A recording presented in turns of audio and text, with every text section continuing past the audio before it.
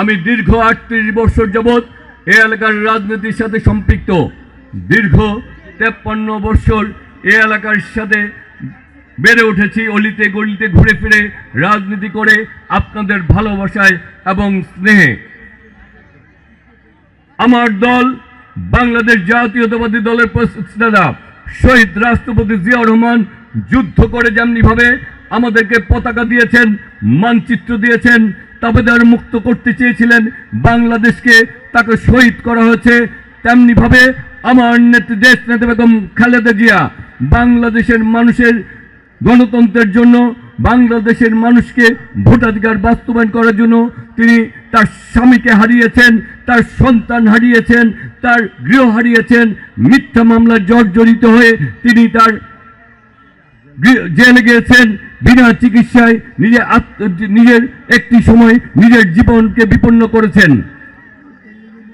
আজকে বিএনপির বর্তমান চেয়ারম্যান জনাব তারেক রহমান তার যোগ্য মাতা, যোগ্য পিতার যোগ্য উত্তরসূরি হিসাবে ৩১ দফার ভিত্তিতে আগামীর বাংলাদেশকে গড়তে চাই।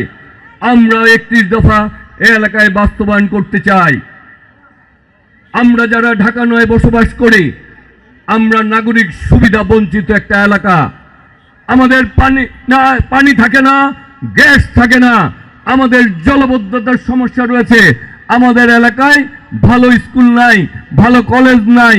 আমাদের এলাকায় একটি মাত্র হাসপাতাল, তাও সেই হাসপাতালে আমরা সকল রোগীদের চিকিৎসা দেওয়া সম্ভব হয় না। আমাদের রাস্তাঘাটের উন্নয়ন প্রয়োজন।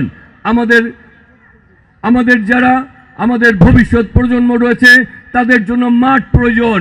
আমাদের খেলার মাঠ নাই, আমাদের কবরস্থান নাই, ভালো বড় কবরস্থান নাই, এই পানির পাম্প নাই, আমাদের নাই এলাকা।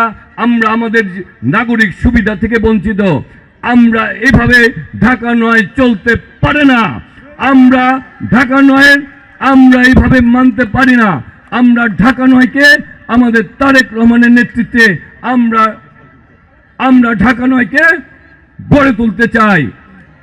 আমরা এই ঢাকা নয়ে আজকে গ্যাসের সমস্যা, মা বোনরা রাত্রে উঠে রান্না করেন, দিনে কোনো কাজ করতে পারেন না।